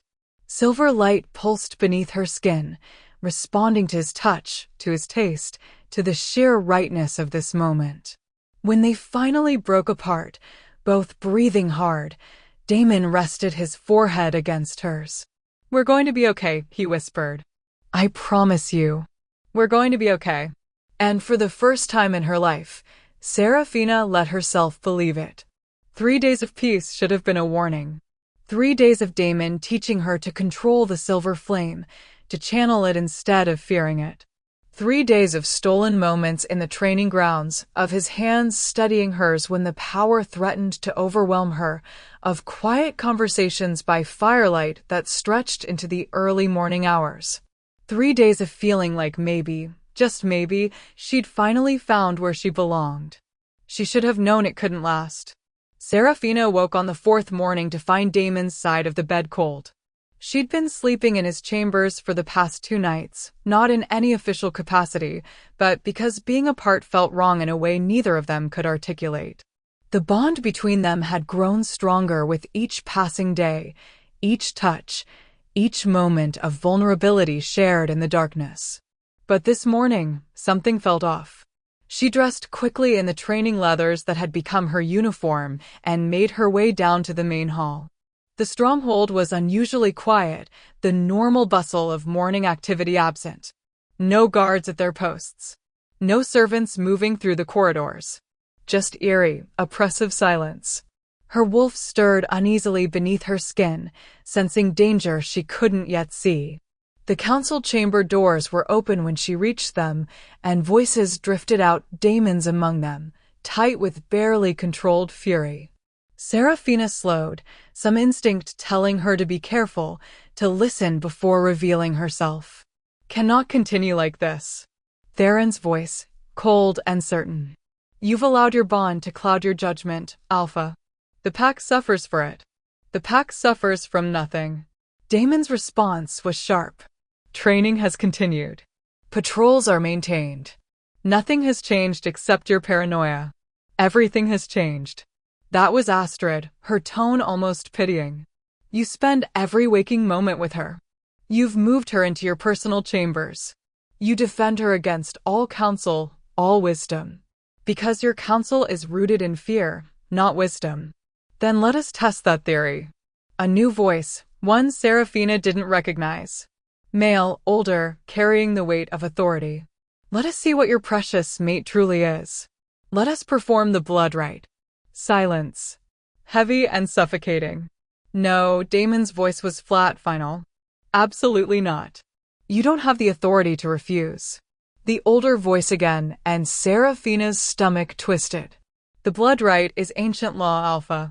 When a wolf's nature is in question, when the pack's safety hangs in the balance, the council can demand proof. You know this. The blood right hasn't been performed in over a century. Because we haven't faced a threat like this in over a century. Theron's voice carried a note of triumph. She carries the power that nearly destroyed us all. The same power that burned through the Ashwood pack and left nothing but corpses and ash. We have every right to know if she can control it. Or if she's simply a catastrophe waiting to happen. Saraphina's hands clenched into fists, silver light flickering across her knuckles. She forced it down, forced herself to stay quiet, to keep listening. What you're describing is torture. Damon's voice was dangerously low. The blood right pushes a wolf to their absolute limit. Forces them to break. And you want to do that to her? To see if she'll destroy us when we're actively trying to break her. We need to know what happens when she loses control, Astrid said quietly. Before it happens in a situation where innocent lives are at stake. She won't lose control. You don't know that. You want to believe it, but you don't know it. None of us do. A pause. Damon, please. We're not trying to hurt her. We're trying to protect the pack. Surely you can understand that. Another silence. Longer this time. And when Damon spoke again, his voice was hollow in a way that made Saraphina's chest ache. And if she passes? If she proves she can control the power, will you finally accept her? If she passes, the older voice said carefully, we will acknowledge her as your mate and as a member of this pack. You have Elder Corvin's word on that. Saraphina's breath caught. He was considering it. She could hear it in the silence, in the way he didn't immediately refuse. He was actually considering putting her through whatever this blood right was because he thought it would finally give them peace. Finally make his council accept her. But she'd heard the fear in their voices. The certainty that she would fail. That she would break and prove them right and give them the excuse they needed to. To what? Kill her? Exile her? Lock her away? She didn't wait to hear Damon's answer. Couldn't bear to hear whether he would agree or refuse. She turned and ran, her footsteps echoing through empty corridors, her heart pounding so hard she thought it might shatter. Fool. She'd been such a fool. Thinking she could trust him. Thinking she could trust anyone. The bond between them hummed with distress, with her panic and pain, and she felt him respond, felt the moment he realized she'd been listening, felt his alarm spike, but she didn't stop running. She burst through a side door and into the forest beyond, her body moving on instinct. She needed space, needed air, needed to be away from the stronghold and its politics and its impossible choices. She ran until her lungs burned, until she couldn't hear anything but her own ragged breathing and the thunder of her heartbeat. Then she collapsed against a tree, sliding down to sit in the moss and let herself fall apart. He'd been about to agree. She'd heard it in his hesitation. Had felt it through the bond, his conflict, his desperate hope that maybe this would solve everything. That maybe if she just proved herself one more time, jumped through one more hoop, endured one more test, they would finally let her be. But it would never be enough. She saw that now. There would always be another test, another demand, another reason why she wasn't acceptable. Because the problem wasn't what she could or couldn't do. The problem was what she was. Silver flames danced across her palms, responding to her anguish, and for once she didn't push them away. Let them burn. Let them prove every terrible thing they'd said about her. What did it matter anymore? Saraphina. She looked up to find Damon standing at the edge of the clearing. He must have tracked her, of course he had. The bond between them was too strong now for her to hide, and his expression was devastated. Shattered. Don't. She held up a hand, flames still flickering across her skin. Just don't. You heard. Not a question. He knew. Saraphina, please, let me explain. Explain what? Her voice broke. That you were going to let them torture me? Test me like some kind of experiment? Also, they might finally accept what you and I both know they never will. I wasn't going to agree. He took a step closer, and she saw the desperation in his eyes. I was buying time, trying to find another way. There is no other way. The flames grew brighter, hotter. Can't you see that? They will never accept me, Damon. Never. Because I'm the thing they fear most. And no amount of tests or proofs or demonstrations will change that. Then we'll leave. The words came out fierce, determined. We'll leave the Nightborn. Build something new. Just us. We don't need them. You need them. She forced herself to stand, to meet his eyes. They're your pack. Your family. Your responsibility. And I won't be the reason you lose all of that. You're my mate. He closed the distance between them in 3 long strides, his hands coming up to grip her shoulders. You're my mate, Saraphina. That means you come first. Before the pack, before the council, before everything. No, tears streamed down her face, hot and bitter.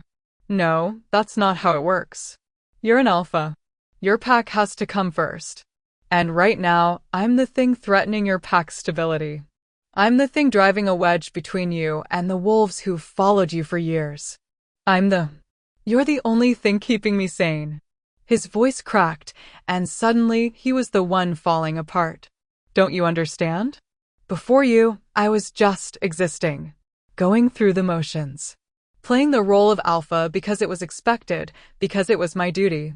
But I wasn't living. And then you walked through those gates, and suddenly everything made sense. Suddenly I understood what I'd been waiting for my entire life. The bond between them blazed with the truth of his words, and Saraphina felt her resolve wavering. Felt the pull to just give in. To let him fight this battle for her. To believe that maybe love was enough. But she'd learned better. Love was never enough. I can't do this, she whispered. I can't be the thing that destroys you. You're not. Elder Corvin. The name fell from her lips like a stone. He was there, wasn't he? In the council chamber. I didn't recognize his voice, but she saw the answer in Damon's eyes before he could speak. He's the head of your council. The one voice that could overrule even you if he chose to. Damon's jaw tightened. He's old. Traditional. But he's not. He called for the blood right. Saraphina pulled away from his grip, wrapping her arms around herself. And the others agreed. Which means your entire council, everyone who's supposed to advise you, support you, they all want this. They all need proof that I'm not the monster they think I am. So we'll give them proof. How? She laughed, but it was bitter, broken. By breaking? By showing them what happens when I lose control? That's what the blood right does, isn't it? Pushes you until you shatter. And what do you think happens when I shatter, Damon? When all this power I've been trying so hard to contain just explodes. She held up her hands, and the silver flames were so bright now they cast harsh shadows across the clearing. I'll prove them right. I'll become exactly what they fear. And then they'll have justification to do whatever they want to me. To exile me or execute me or lock me away forever. And you, her voice broke completely. You'll have to watch it happen. Or worse, you'll have to be the one to give the order. I would never. You're an alpha. The scream tore out of her, raw and desperate. You don't get to choose yourself over your pack. That's not how this works. And I won't be the thing that forces you to make that choice. The clearing fell silent except for her ragged breathing and the soft crackle of flames. Damon stared at her, his expression cycling through a dozen emotions: grief, rage, helplessness, and something that looked heartbreakingly like acceptance. What are you saying? His voice was barely a whisper. Saraphina took a shaky breath, forcing the words past the lump in her throat. I'm saying I'm leaving. Today. Before they can force the blood right. Before this gets any worse. No, the word was immediate, absolute. No, I won't let you. It's not your choice. Like hell it isn't. He moved toward her again, but she stepped back, putting distance between them. The bond screamed in protest, pulling taut like a string about to snap. Saraphina, please. Don't do this. Don't run from the one person who sees you, who wants you exactly as you are. You say that now. Tears blurred her vision, but she forced herself to keep talking. But what about next week? Next month? What about when your council gives you an ultimatum, her or us? What about when they force you to choose between your mate and your pack? What then, Damon? He opened his mouth, then closed it. Because they both knew the answer. He would choose his pack. He'd have to. Because that's what alphas did. That's what the role demanded. And Saraphina loved him too much to make him live with that choice.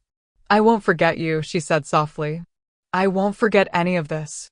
But I can't stay. Not like this. Not when my presence is tearing your world apart. You are my world. The words came out broken, desperate. Don't you understand that yet? Then I'm sorry. She took another step back, the flames dying from her hands. I'm so sorry, Damon. But it was never going to work. We both knew that. We were just too stubborn to admit it. She turned to leave, but his voice stopped her. If you walk away now, they win. Your father, the council, everyone who's ever told you that you're too dangerous, too different, too much. They all win. Saraphina looked back at him one last time, memorizing the sight. The way firelight caught in his dark hair. The devastation in his golden eyes. The way he stood like his entire world was crumbling and he was powerless to stop it. Maybe, she said quietly. But at least you'll still have a pack to lead. At least you'll still have a future. And maybe, her voice caught. Maybe that's enough. Then she ran. She heard him call her name, felt him reach for the bond, trying to pull her back. But she shut it down, slamming walls between them even as it felt like tearing out her own heart. She ran through the forest, using every trick she'd ever learned to mask her trail, to disappear. She didn't know where she was going. Didn't know what she would do or where she would end up. She just knew she couldn't stay. Because loving him meant letting him go.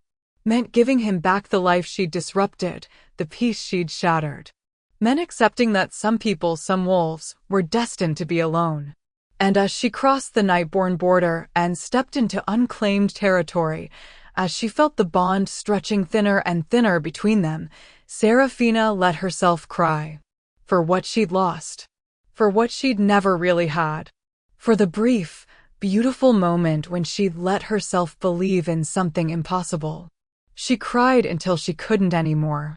Until the tears dried up and all that was left was the hollow ache in her chest and the silver flames still burning beneath her skin. And then she kept walking. Into the unknown. Into the wild. Into whatever came next. Alone. Saraphina had been running for 2 days when she felt it. A disturbance in the air. A wrongness that made her wolf snarl and her skin prickle with warning. She'd been following the river north, staying in unclaimed territory, surviving on what she could hunt and the berries she recognized from childhood foraging lessons. Her body ached with exhaustion, her heart ached with loss, but she'd kept moving because stopping meant thinking. And thinking meant remembering Damon's face as she'd walked away. She couldn't afford to remember. But now something was pulling at her. Not the bond, though she could still feel it, stretched thin and aching across the distance she'd put between them. This was different. Older. Like the earth itself was calling to her. Against her better judgment, she followed it. The pull led her deeper into the forest, away from the river and into territory that felt ancient. The trees here were massive, their trunks so wide it would take 4 people to wrap their arms around them. Moss covered everything in thick, emerald blankets, and the air tasted of magic and age and something else she couldn't quite name. Fear, maybe. Or destiny. The clearing appeared suddenly, and Saraphina's breath caught. 7 standing stones, just like at the Muel, but these were different. Older. Covered in symbols that glowed with a faint silver light, pulsing in rhythm with her heartbeat. And in the center was a woman. She stood with her back to Saraphina, her long hair the color of starlight, wearing robes that seemed to be made of moonbeams themselves. Power radiated from her in waves that made Saraphina's knees weak, made every instinct she had screamed to run or bow or both. You came. The woman's voice was layered, harmonious, like multiple voices speaking as one. I wasn't certain you would. Saraphina's throat was dry. Who are you? The woman turned, and Saraphina's heart stopped. She had no face, or rather, she had every face. Features that shifted and changed with each blink. Young and old, dark and light, beautiful and terrible all at once. But her eyes were constant. Silver. Glowing. Infinite. You know who I am, child. The woman smiled, and it was both kind and terrifying. You've felt me your entire life. In the pull of the full moon. In the power that burns beneath your skin. In the dreams that showed you your mate before you ever knew his name. Saraphina dropped to her knees, not because she chose to but because her body simply gave out. The moon. One aspect of her, yes. The woman, the goddess, moved closer with steps that made no sound. I go by many names, wear many faces. But to you, I am simply mother. I don't understand. Your bloodline, Saraphina. Your mother was one of my chosen. A moon daughter, born once every few centuries to carry my power in mortal form. And when she died bringing you into this world, that power passed to you. Concentrated. Magnified. Waiting for the moment you would finally stop running from it. Saraphina's head spun. My mother, she was chosen by you? As are you. The moon knelt before her, and being this close to divinity was almost unbearable. Do you know why your father feared you so? Why he cast you out the moment he had justification? Because I'm dangerous. Uncontrollable. Because you carry the power to reshape the world. The moon's hand came to rest on Saraphina's cheek, gentle and burning. Because prophecies surround you like stars. Because I marked you from birth to be my champion, my voice, my justice made flesh. And small men always fear what they cannot control. The prophecy, Saraphina whispered. The one that says I'll either save or destroy. Is incomplete. The moon's expression hardened. What Damon's family has passed down through generations is only half the truth. Yes, you carry the power to destroy. But you also carry the power to create. To heal. To unite what has been fractured for too long. The packs have forgotten what they once were, one people under one moon. They've splintered into territories and rivalries, into fear and violence. But you, silver light pulsed brighter. You can remind them. I don't want that. Saraphina's voice broke. I just want to be left alone. To find somewhere I can exist without terrifying everyone around me. But that is not your destiny. The moon stood, pulling Saraphina up with her. And deep down, you know it. You've always known it. Why else would you run toward the danger instead of away? Why else would you stop that battle between packs when you could have let them destroy each other? Why else would you leave the one person who loves you to protect him from yourself? Each question landed like a blow, and Saraphina felt tears burning behind her eyes. Because I'm tired of hurting people. Tired of being the thing everyone fears. Then stop being afraid of yourself.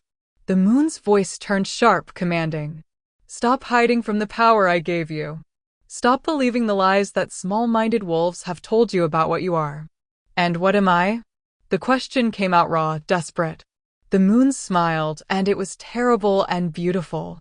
You are the wolf who walks between worlds. Between destruction and creation. Between the old ways and the new. You are my hand in the mortal realm, and it is time, past time, for you to claim that role. Before Saraphina could respond, the clearing exploded with light. Not silver this time, but gold. Harsh and burning and wrong. Saraphina spun to see figures emerging from the trees, dozens of them, wearing armor that gleamed, carrying weapons that hummed with enchantment. And at their center, riding a white horse, was a man she'd never seen before. He was beautiful in a cold, perfect way. Silver blonde hair. Sharp features. Eyes like chips of ice. And when he smiled, Saraphina's blood ran cold. Well, well. His voice was smooth, cultured. The moon daughter, hiding in the forest like a frightened rabbit. How very disappointing. The moon's expression didn't change, but Saraphina felt her power surge. Corvin, you dare enter this sacred place. Saraphina's heart stopped. Corvin. Elder Corvin. The head of Damon's council. The one who'd called for the blood right. But he looked nothing like an elder. He looked barely older than Damon, vital and strong and radiating power that made her wolf cower.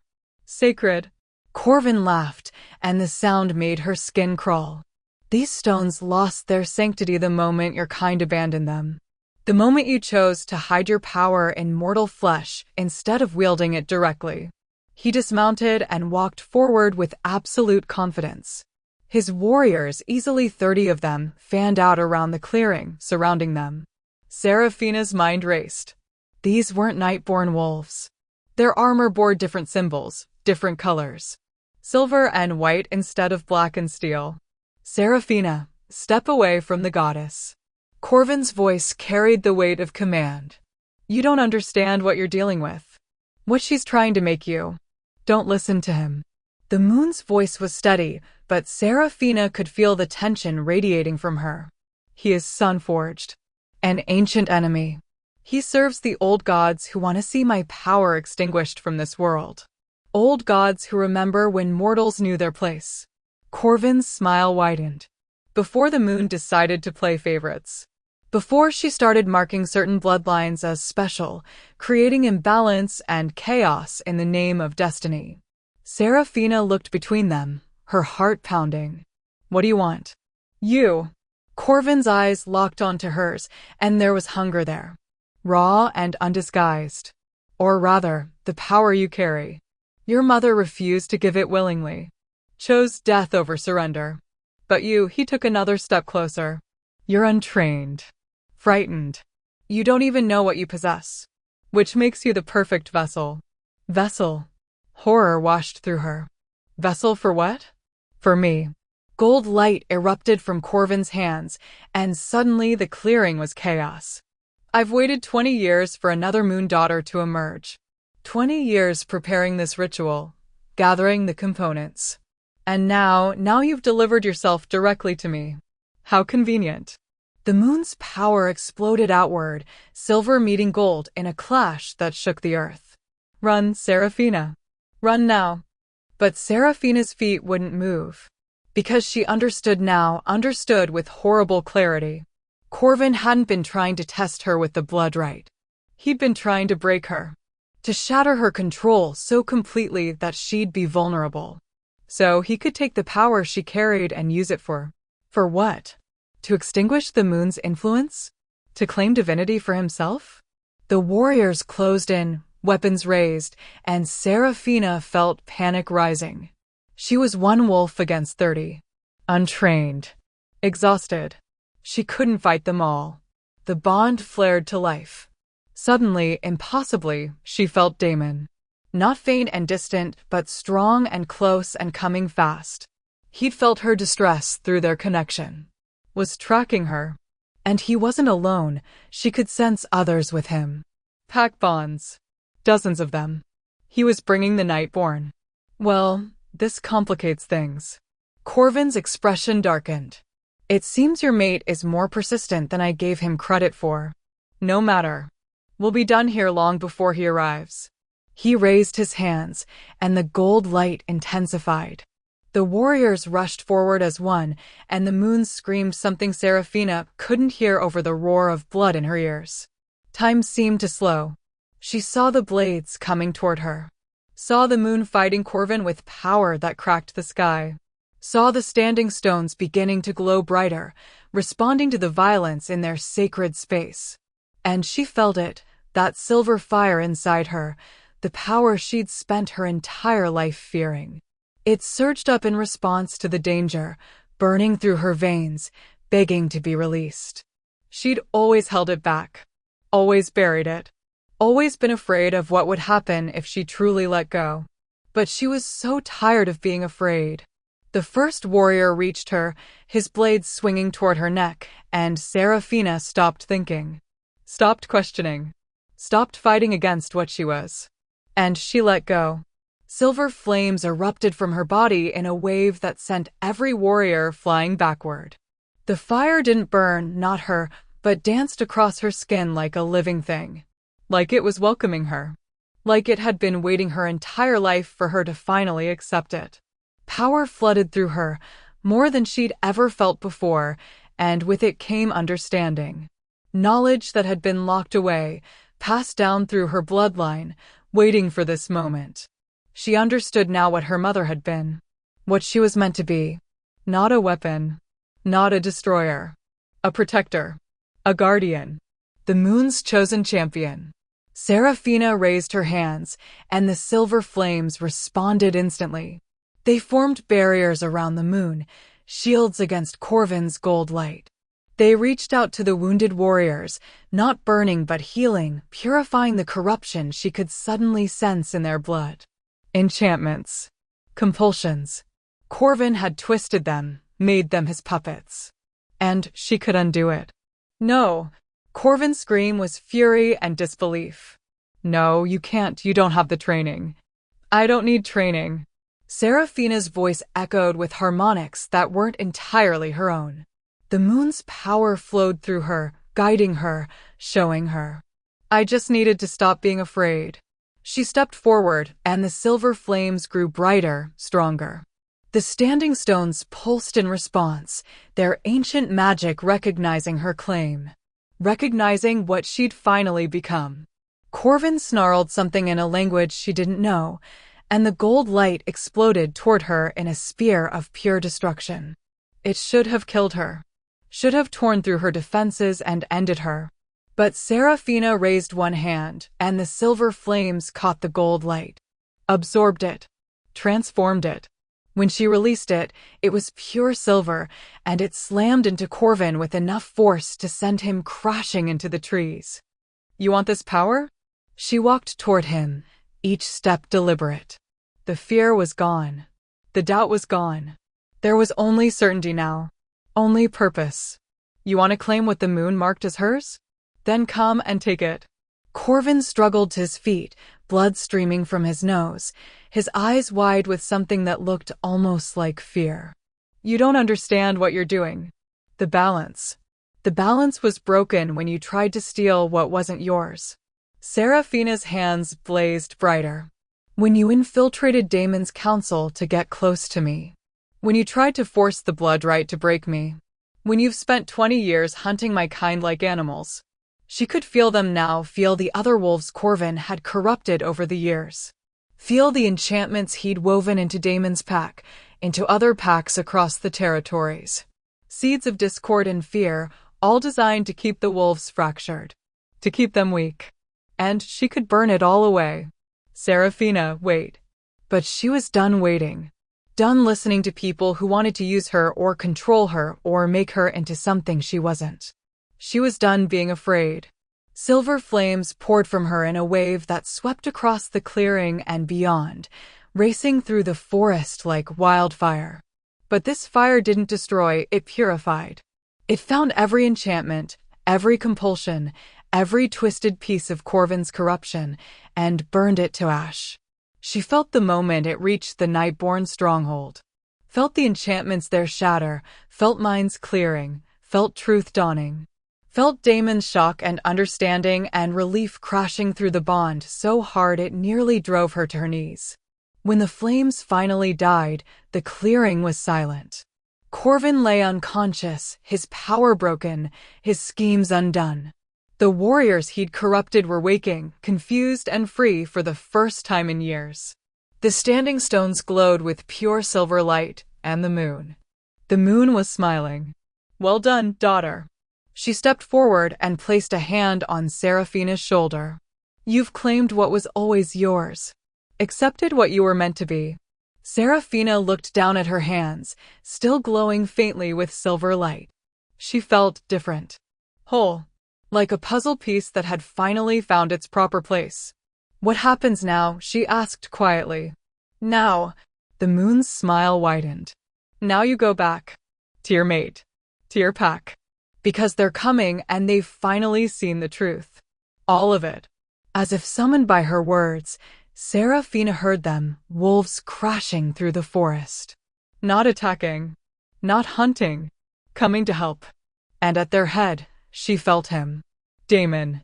his presence in the bond blazing like a beacon, full of fury and fear and desperate hope.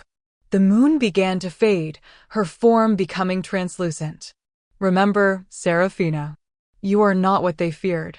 You are what they needed. And you always have been. Then she was gone, leaving only moonlight and silver flames and the sound of Damon calling her name. Saraphina turned toward the sound, toward the bond, toward the future she'd tried so hard to run from. And this time she didn't run away. She ran toward it. Damon burst into the clearing like a force of nature.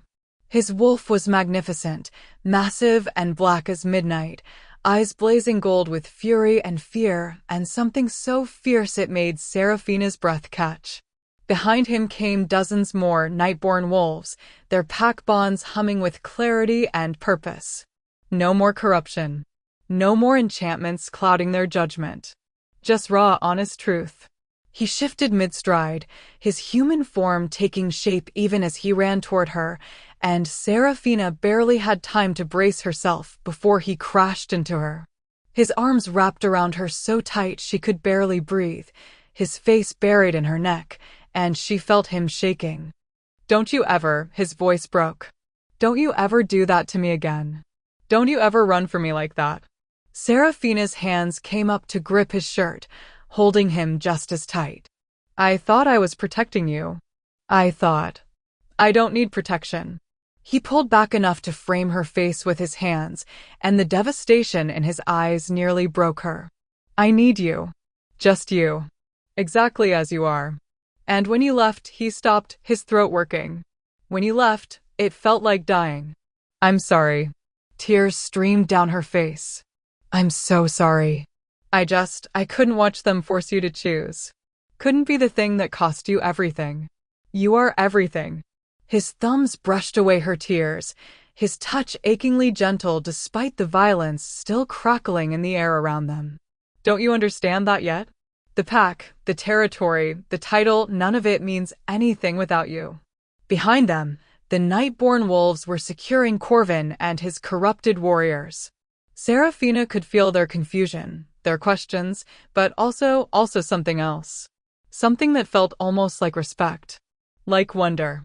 "They saw," Damon said quietly, following her gaze. "When you broke the enchantments. We all saw. Felt what he'd been doing. How he'd been manipulating us. Making us fear you when we should have." He stopped, his jaw clenching. "I'm so sorry, Seraphina. I should have seen it. Should have questioned why the council was so unified in their hatred. Why Corvin pushed so hard for the blood right. You couldn't have known." She reached up to touch his face, marveling at the fact that she could. That he was here. That he'd come for her. He's ancient. Powerful. He's been planning this for decades. And you stopped him. Pride blazed in Damon's eyes. You faced a being that's lived for centuries, and you won. Do you understand what that means? What you are? Seraphina looked down at her hands, still faintly glowing with silver light. The moon's champion. Her chosen. I understand now. What my mother was. What I'm meant to be. And what's that? She met his gaze, and for the first time in her life, she answered without fear or shame. A bridge. Between the packs. Between the old ways and the new. Someone who can unite what's been fractured for too long. Movement behind Damon caught her attention. Theron and Astrid approached slowly, their expressions complex mixtures of shame and awe. Other council members followed, and Seraphina recognized faces from that terrible meeting where they'd called for her exile. But they weren't looking at her with fear anymore. Theron knelt first, his head bowed. "Moon daughter. He struggled with the words. We were blind. Manipulated. But that doesn't excuse what we said. What we wanted to do to you. I can only ask. Stop." Seraphina's voice was gentle but firm. "I'm not angry. I understand." Corvin's enchantments were subtle. Designed to amplify fear, to make you see threats where there were none. You couldn't have known. But we should have questioned. Astrid's voice was thick with regret. Should have wondered why our alpha, who's never steered us wrong, was so certain about you. Should have trusted his judgment instead of our fear. Saraphina felt Damon's arm tighten around her waist, anchoring her, giving her strength. What's done is done. The question is, what happens now? Theron lifted his head, and there was something like hope in his eyes. Now we follow. If you'll have us. If you'll allow us to make amends for our blindness. We've seen what you are, another council member said, stepping forward. A younger man with kind eyes. Seen what you did for those warriors Corvin corrupted. You didn't destroy them. You freed them. That's not the action of someone dangerous. That's the action of someone who cares. Who protects. One by one, the Nightborn wolves began to kneel. Not in submission. Not in fear. But in recognition. In acceptance. In the acknowledgement of what she was and what she could be. Saraphina felt tears burning behind her eyes again, but these were different. These were relief. These were healing. I don't want followers, she said quietly. I just want, she looked up at Damon. I just want to belong somewhere. To have a home where I don't have to hide what I am. Then stay. Damon's voice was rough with emotion. Stay here. With me. With us. Be what you were meant to be, not because some prophecy demands it, but because you choose it. Because this is where you belong. The bond between them blazed with the truth of his words, and Saraphina felt it then, the rightness of this moment. The sense of pieces finally falling into place. She'd spent her whole life running from herself, from her power, from the destiny that had been written in the stars before she was born. But maybe it was time to stop running. Maybe it was time to stand still and let the world catch up to her. Okay, she whispered. Okay, I'll stay. The smile that broke across Damon's face was incandescent. He pulled her close and kissed her, not gentle, not careful, but with all the desperation and relief and love that had been building between them since the moment they met. The bond sang with completion, with rightness, and Saraphina felt silver light pulsing beneath her skin in response. When they finally broke apart, both breathing hard, Damon rested his forehead against hers. No more running. Promise me. No matter what comes, no matter how hard it gets, we face it together. Together, she agreed. I promise. Around them, the Nightborn wolves rose, and Saraphina felt something shift. The pack bonds that had been corrupted, twisted by Corvin's influence, were reforming. Stronger now. Clearer. And at the center was her. Connected to Damon, yes, but also connected to them. To all of them. The moon's power flowed through those connections, healing old wounds, binding them together in ways that went deeper than blood. She was their Luna now. Whether they'd planned it or not. Whether she'd chosen it or not. But looking at their faces, at the hope and wonder and acceptance there, Saraphina realized she didn't mind. This was what she'd been searching for her entire life. This was home. What about Corvin? Someone asked, breaking the moment. Damon's expression hardened. He'll be tried. For his crimes against the packs. For his corruption. For attempting to steal the moon's power. And then he looked at Saraphina. Then it's your choice. What happens to him? Saraphina turned to look at the fallen elder. He was conscious now, watching them with eyes full of hatred and defeat. 20 years of planning. 20 years of manipulation. All undone in a single night by the very power he'd tried to claim. She should have felt satisfaction. Should have wanted revenge for everything he'd put her through, everything he'd done to her mother, to countless others over the centuries. But all she felt was pity. Strip his power, she said quietly. Let him live as a mortal.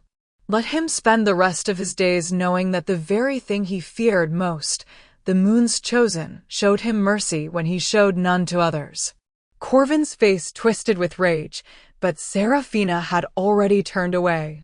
He wasn't worth any more of her time. Wasn't worth any more of her energy. She had a future to build. A pack to help heal. A mate to love. And for the first time in her life, she had hope. The journey back to the Nightborn stronghold felt different. Saraphina rode beside Damon, their wolves occasionally brushing against each other, the bond between them humming with contentment. The pack surrounded them not as guards or captors, but as family, as allies, as home. When they crested the final hill and the stronghold came into view, Saraphina felt something settle in her chest. This place that had terrified her less than a week ago now felt right. Like she was meant to be here. Like every step of her journey, every pain and rejection and moment of fear had been leading her to this exact place. To him. To them. To herself. "What are you thinking?" Damon asked, catching her expression. Saraphina smiled, and it felt genuine. Full. "I'm thinking that maybe the prophecy wasn't about destruction or salvation. Maybe it was just about choice. About me choosing to accept what I am instead of running from it. About you choosing to stand by me even when it cost you everything. About all of us choosing to trust instead of fear. And what do you choose now?" His voice was soft, intimate.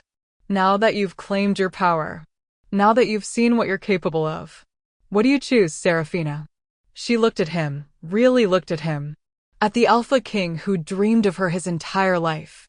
Who'd waited for her with patience she couldn't fathom. Who'd fought for her when everyone else demanded her exile. Who'd loved her not despite what she was, but because of it. "I choose you," she said simply. "I choose us. I choose this life we're going to build together.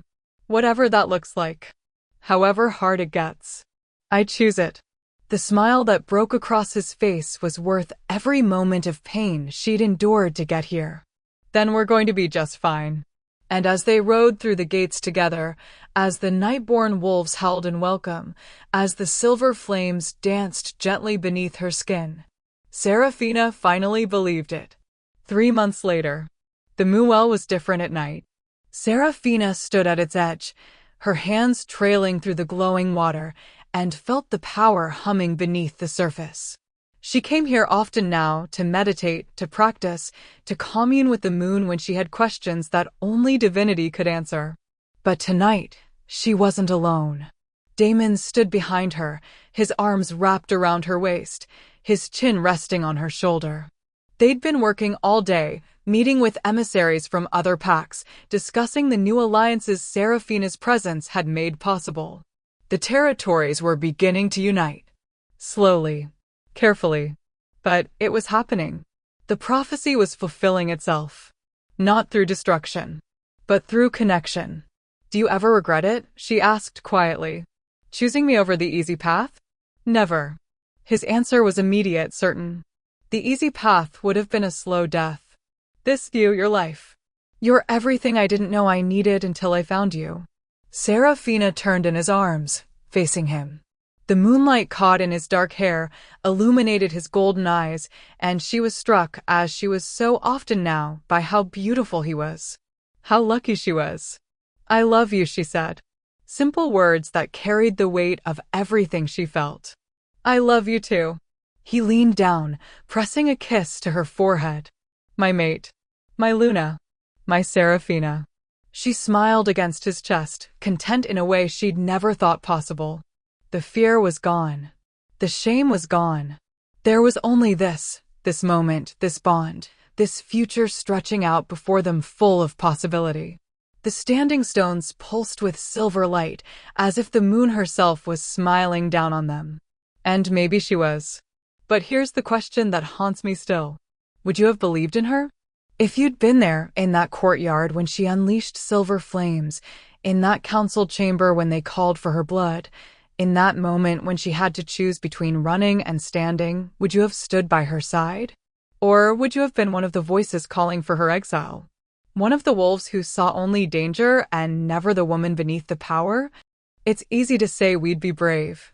Easy to claim we'd recognize destiny when it stood before us. But fear is a powerful thing. It makes us see threats where there are only people trying to survive. Makes us demand proof when we should offer trust. Makes us exile the very thing that could save us because we're too afraid to believe in something greater than ourselves. Saraphina was sold by her father, feared by her pack, nearly destroyed by the very people who should have protected her. But she didn't let that break her. She chose to stand, chose to fight. chose to be exactly who she was meant to be, even when the entire world told her she was wrong. And in the end, she didn't just save herself. She saved them all. So I'll ask you one more time. Would you have chosen her side? Would you have been brave enough to see past the flames to the girl who just wanted to belong? Would you have been the one to say, yes, she's powerful, yes, she's different, yes, she scares me, but she's also worth fighting for? Because in a world that demands we make ourselves smaller, quieter, less, we need more people willing to fight for those who refuse to diminish themselves. We need more people who choose love over fear. More people who choose trust over suspicion. More people who choose to stand beside the ones the world wants to burn. Saraphina's story doesn't end here. It's just beginning. And if you want to know what comes next, if you want to walk beside her as she builds a new world from the ashes of the old, then you need to be here. You need to be part of this. Subscribe to Shayla's Romance Library. Because here, we don't just tell stories about powerful women finding love. We tell stories about women who refuse to apologize for their power. Who refuse to make themselves smaller for anyone. Who burn bright enough to light the way for others. We tell stories about the wolves who were sold, exiled, cast out, and who came back stronger. We tell stories that will make you feel everything. That will make you believe in love that defies prophecy. In bonds that survive betrayal. In power that heals instead of destroys. And we're just getting started. So hit that subscribe button. Join us. Be part of the pack that chooses courage over fear. That chooses hope over despair. That chooses to stand with the ones who burn.